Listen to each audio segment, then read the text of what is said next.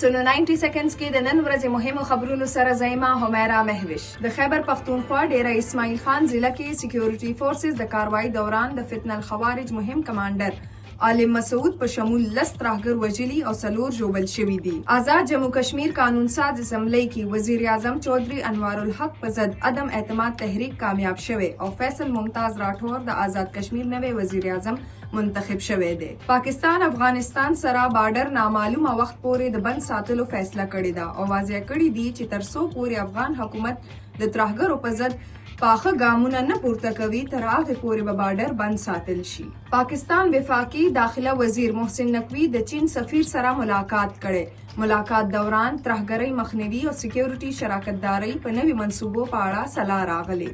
خیبر پختونخوا کې په شادي حالونو نوی ټیکس نافذ کړی شوی دی او په دې اړه باقاعده احکامات هم جاری کړی شوي دي.